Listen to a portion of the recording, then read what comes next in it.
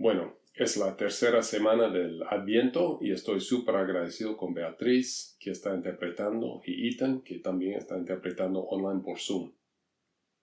El Adviento, yo he dicho lo mismo cada semana, el Adviento es una temporada de anticipación. Es un tiempo y un espacio cada año que nos invita a hacer una pausa, asombrarnos y reflexionar.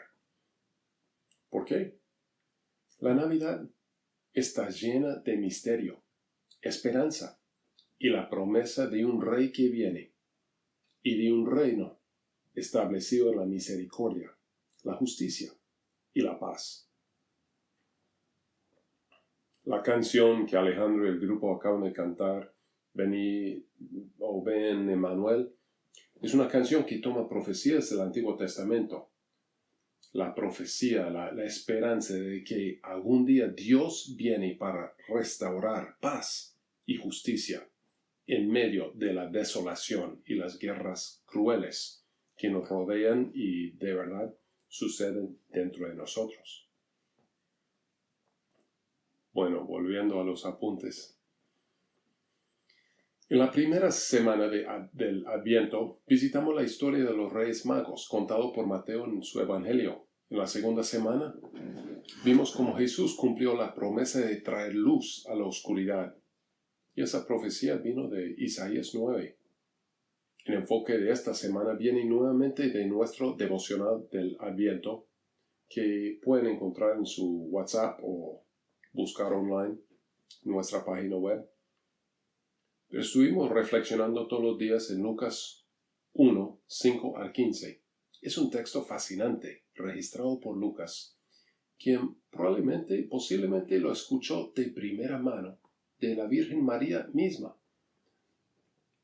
mientras ella volvía a contar las historias que lo habían cambiado todo. No solamente su vida, sino habían cambiado todo. Ahora, Lucas era un médico.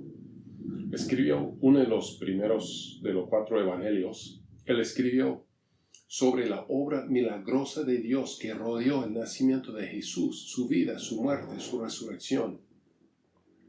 Lucas escribió también el libro de Hechos. Hechos relata lo que sucedió durante las próximas décadas después de la resurrección de Jesús, a medida que la gente reaccionaba y respondía al mensaje de un Salvador, Emmanuel, luz en la oscuridad. El mensaje cambió vidas en todo el mundo romano y cambió la cultura en las primeras décadas y hasta el día de hoy. Entonces vamos al texto en Lucas que vimos en el devocional. Yo leeré y tú escucharás. Ponga atención a los detalles.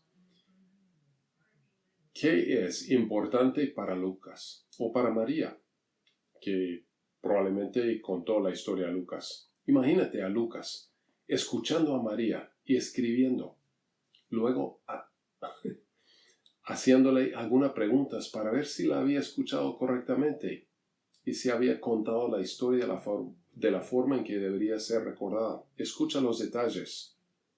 Escuchen los detalles. ¿Qué es lo más interesante para ellos? Lucas 1. Lucas 1, versículos 5 al 15. En los tiempos de Herodes, rey de Judea, hubo un sacerdote llamado Zacarías, miembro del grupo de Abías. Su esposa Elizabeth también era descendiente de Aarón. Ambos eran rectos e intachables delante de Dios, obedecían todos los mandamientos y preceptos del Señor, sin mancha.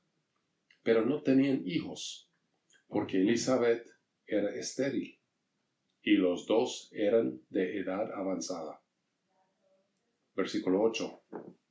Un día en que Zacarías, por haber llegado el turno de su grupo, oficiaba como sacerdote delante de Dios, le tocó, por suerte, según la costumbre del sacerdocio, entrar en el santuario del Señor para quemar incienso. Cuando llegó la hora de ofrecer el incienso, la multitud reunida afuera estaba orando. En esto, un ángel del Señor se le apareció a Zacarías, a la derecha del altar del incienso. Al verlo, Zacarías se asustó y el temor se apoderó de él. Pero el ángel le dijo, no tengas miedo, Zacarías, pues ha sido escuchada tu oración. Tu esposa Elizabeth te dará un hijo, y le pondrás por nombre Juan. Tendrás gozo y alegría, y muchos se regocijarán por su nacimiento, porque él será un gran hombre delante del Señor. Jamás tomará vino ni licor, y será lleno del Espíritu Santo aún desde su nacimiento. Bueno, ¿qué es lo que más te llama la atención? ¿Tú te acuerdas por qué Lucas está contando esta historia con tanto detalle? Es muy importante para María y para todos nosotros. Porque cuando el ángel se le apareció a María y le dijo, no en esta historia, sino antes, porque ya había aparecido a María, el ángel le había dicho que tendría un bebé sin acostarse con un hombre. Y María se preguntó, ¿cómo podría creer algo tan imposible? Y el ángel le dijo, nada es imposible para Dios. El ángel le dijo, escucha María, hasta tu prima Elizabeth va a tener un hijo en su vejez. Ya está esperando un bebé. Ve, y esto les hizo recordar de la historia de Abraham y Sara. Cuando Dios hizo una cosa imposible, todos pueden recordar esa historia, pero había pasado hace tanto tiempo, en el tiempo pasado, que es casi como un cuento de niños, ¿no? Pero el ángel le dijo, ve y verla y sabrás que Dios hace milagros.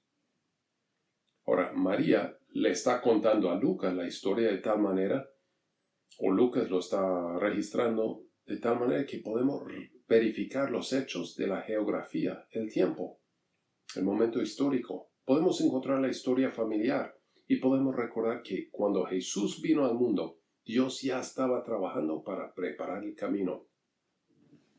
Hoy, la parte más importante para recordar es, Dios siempre ya está obrando, siempre está preparando un camino. Permíteme leer el texto y hacer algunos comentarios esta vez. Espero que ayuden a darle vida a la historia de algunas maneras nuevas y que sea más significativa para nosotros en este 2022. Lucas 1, 5 al 15. En tiempos de Herodes, rey de Judea, hubo un sacerdote llamado Zacarías, miembro del grupo de Abías. Su esposa Elizabeth también era descendiente de Aarón. Entonces dice Lucas, no es una historia que inventamos, se trata de una persona real, Zacarías. Es un sacerdote de nombre célebre. Sabemos dónde vivimos y el tiempo más o menos cuando vivió. Sabemos el nombre de su esposa y de quién eran descendientes. Personas reales, en tiempo real, en un lugar real, con padres, con abuelos. Una vida con responsabilidades en la comunidad.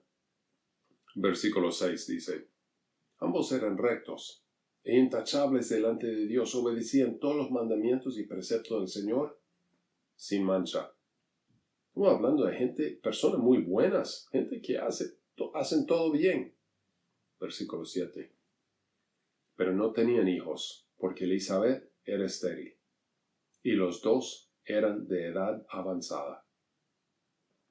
Ahora Lucas, el médico, nos quiere que sepamos que aquí hay un contexto de personas buenas que han sufrido profundo dolor y algo de vergüenza dentro de su cultura. Lucas nos está diciendo que esta pareja de la familia más importante, la familia sacerdotal más importante en su pueblo, descendientes de Aarón, hermano de Moisés, ha envejecido y no ha podido tener hijos. En su contexto debemos entender, estar casado y no tener hijos era vergonzoso. La mayoría o todas las personas creían que los niños eran una bendición de Dios, por lo que el no tener hijos significaba no ser bendecidos por Dios. Significaba que Dios había mirado hacia el otro lado, que Dios no había traído gozo ni paz a su hogar. El apellido familiar traído desde Aarón, los tiempos antiguos, eso terminaría con ellos. Esto debería haber sido una carga pesada, una profunda desilusión que Zacarías y su esposa llevaron durante sus largos años. El versículo 8 dice que un día en que Zacarías, por haber llegado del turno de su grupo, oficiaba como sacerdote delante de Dios, entró en el santuario del Señor para quemar incienso. Cuando llegó la hora de ofrecer el incienso, toda la multitud estaba afuera orando. Y digo, podemos imaginarnos a Zacarías dirigiéndose a cumplir con sus deberes sacerdotales en el templo. Está honrando a Dios siempre con su vida y servicio exterior. Pero por dentro, yo creo que está lleno de una pérdida, una sensación de dolor, vergüenza, y tal vez sintió que era injusto. Podemos ver que Zacarías nunca renunció ni le dio la espalda a Dios. Continuó creyendo, confiando, pero ya no miró hacia su futuro con esperanza. Creo que es por eso que nos dice Lucas, ambos justos y sin mancha, pero sin hijos y ya muy viejos, veteranos. Este es el contexto. ¿Alguna parte te suena como algo donde tú puedes conectar? ¿Tú has tratado de ser una buena persona y hacer las cosas correctas y has encontrado que la vida sigue siendo injusta? Y si fueras honesto, dirías que duele. ¿La vida alguna vez se siente injusta? ¿Por qué pasa que la gente buena consigue el maltrato? ¿Cómo está tu esperanza?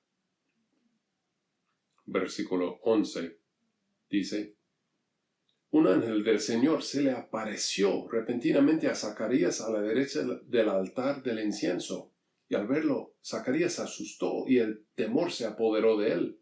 Y yo me pregunto, ¿alguna vez te has asustado? Lisa me asusta a veces porque se acerca en silencio y yo salto, brinco. Y estoy pensando estoy en mi propio mundo y ella dice, lo siento, te asusté. Y yo digo, no me asustaste, pero me asustaste, sí, me sobresaltaste. ¿Alguna vez has sentido esto?